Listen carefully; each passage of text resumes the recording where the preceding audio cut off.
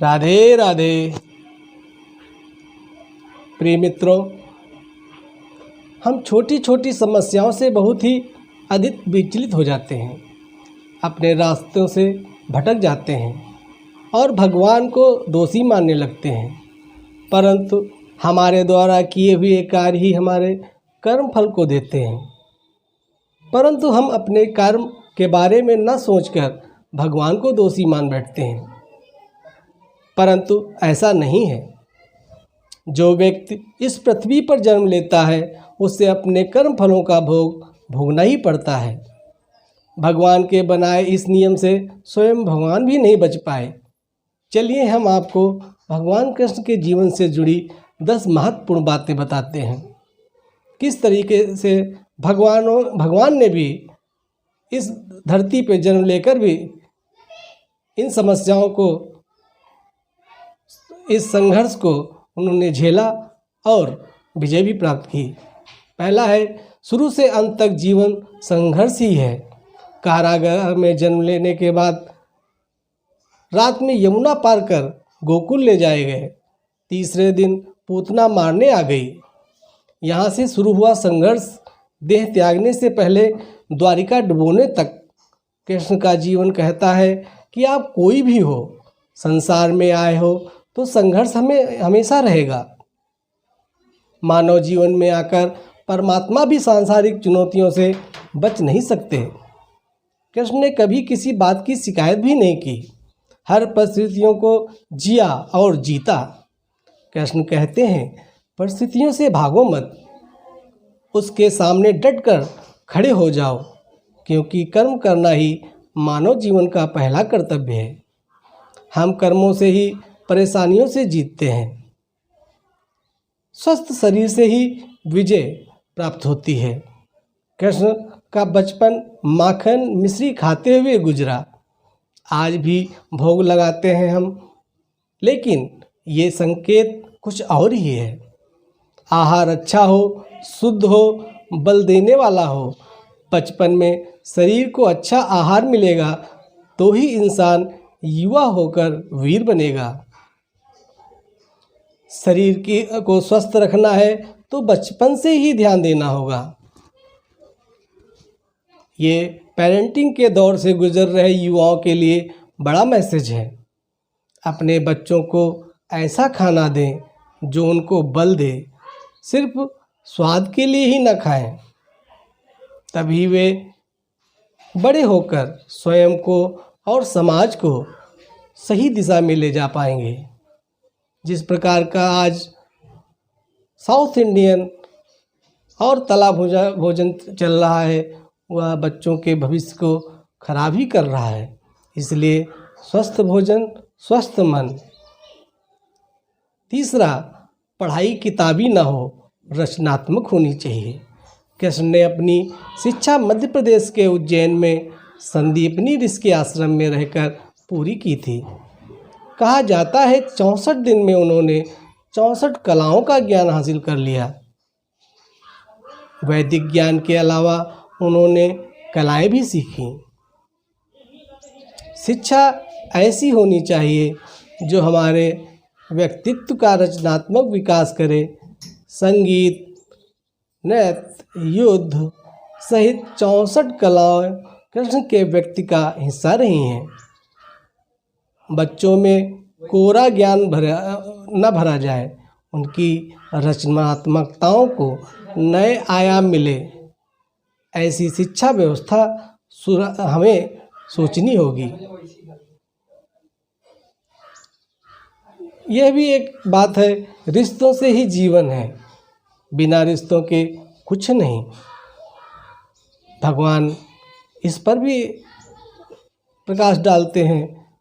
कृष्ण ने जीवन भर कभी उन लोगों का साथ नहीं छोड़ा जिनको मन से अपना माना। अर्जुन से वे युवावस्था में मिले। इसे महाभारत कहते हैं, लेकिन अर्जुन से उनका रिश्ता हमेशा मन का रहा है। सुदामा हो या उद्धव, कृष्ण ने जिसे अपना मान लिया उसका साथ जीवन भर दिया। रिश्तों के लिए कृष्ण ने कई लड़ाइयाँ लड़ी। रिश्तों के लिए कृष्ण ने कई लड़ाइयाँ लड़ी और रिश्तों से ही कई लड़ाइयाँ भी जीती। उनका सीधा संदेश है, सांसारिक इंसान के सबसे बड़ी धरोहर रिश्ते ही हैं। अगर किसी के पास रिश्तों का साथी नहीं है तो वह इंसान संसार के लिए गैर जरूरी है। इसलिए अपने रिश्तों को दिल से जीना चाहिए, दिमाग से नहीं। नारी का सम्मान समाज के लिए अति आवश्यक है। भगवान ने इस पर भी एक प्रकाश डाला है। राक्षस नरकासुर का आतंक था।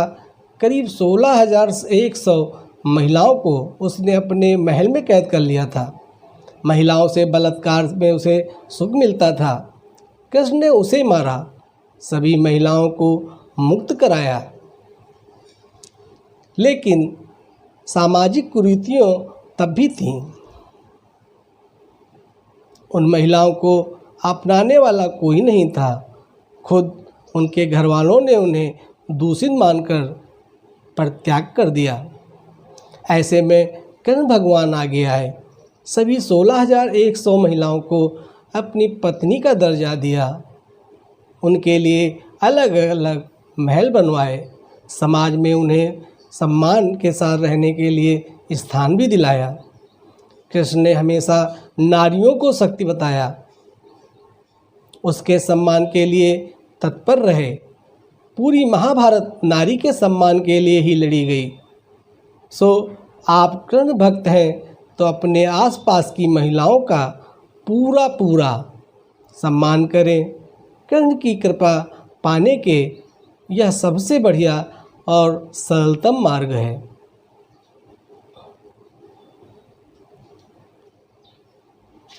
आपके मतभेद अगली पीढ़ी के लिए बाधा न बने। कम ही लोग जानते हैं कि जिस दुर्योधन के खिलाफ कृष्ण ने आजीवन पांडवों का साथ दिया, उसकी मौत का कारण भी कृष्ण की कूटनीति थी।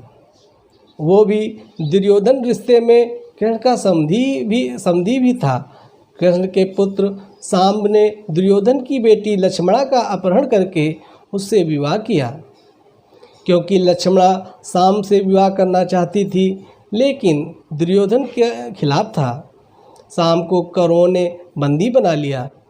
तब कृष्ण ने दुर्योधन को समझाया था कि हमारे मतभेद अपनी जगह हैं, लेकिन हमारे विचार हमारे बच्चों के भविष्य में बाधा न बने, ऐसा ही हमें विचार करना चाहिए। दो परिवारों के आपसी झगड़े में बच्चों के प्रेम को बल न दी जाए। कृष्ण ने लक्ष्मणा को पूरे सम्मान के साथ अपने यहाँ रखा। दुर्योधन से उनका मतभेद हमेशा बना रहा, लेकिन उन्होंने उसका प्रभाव कभी लक्ष्मणा और सांब की गृहस्थी पर नहीं पड़ने दिया। शांति का मार्ग ही विकास का रास्ता है। यह 7वां उनका उपदेश कह सकते हैं या उनके जीवन का प्रभाव कह सकते हैं। कृष्ण ने महाभारत युद्ध के पहले शांति से समझौता करने के लिए पांडवों और कौरवों के बीच मध्यस्थता की। हालांकि दोनों ही पक्ष युद्ध लड़ने के लिए आतुर थे।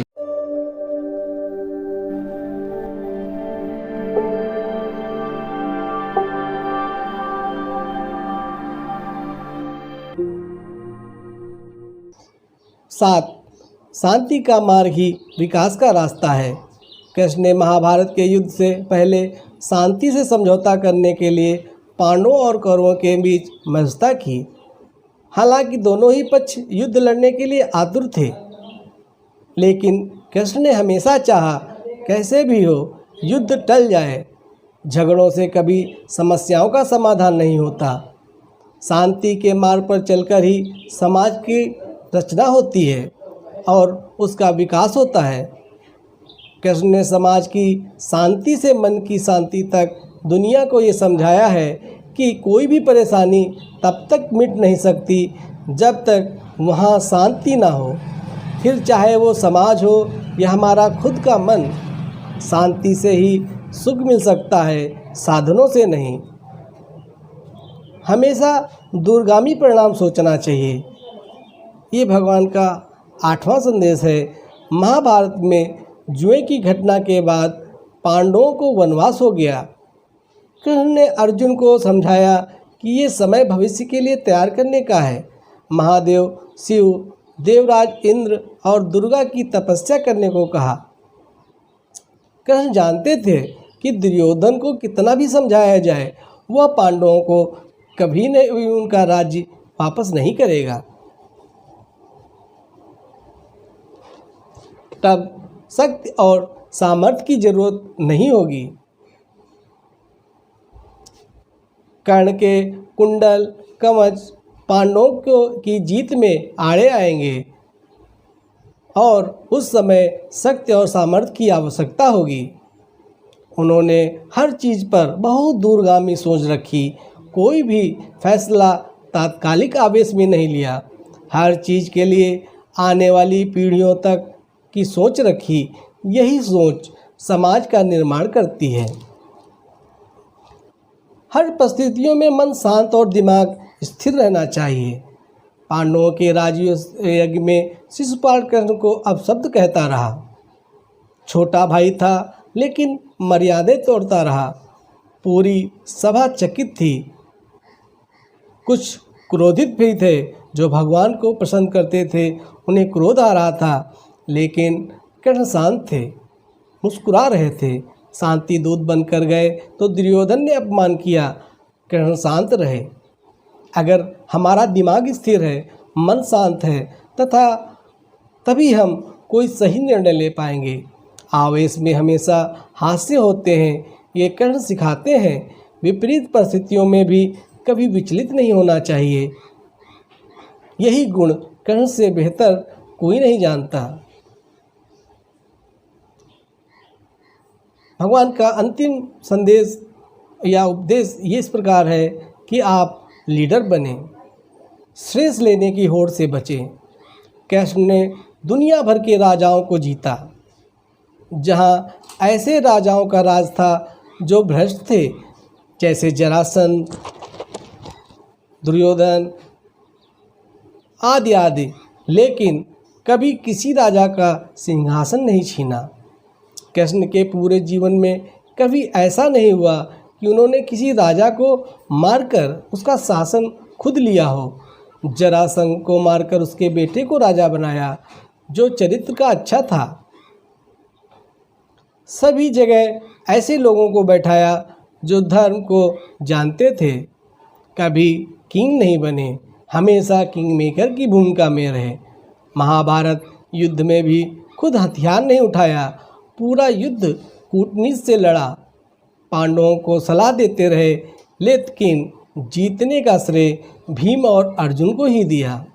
तो इस प्रकार भगवान के द्वारा जो भी संघर्ष उन्होंने जिया और लड़कर जीता, वो हमें संदेश देते हैं कि हमें समस्याओं से परेशान होने की आवश्यकता नहीं। शांत मन से उन समस्याओं को देखना चाहिए और उन्हें हल करने का कोई ना कोई रास्ता हमें निकालना चाहिए। भगवान का हमेशा नाम स्मरण करना चाहिए और उनको अपना गुरु मानकर उनके ही शरण में चले जाना चाहिए। इन सब चीज़ों से हम अपने मन और दिमाग को शांत कर सकते हैं और किसी भी समस्या को जीत सकते हैं। राधे राधे।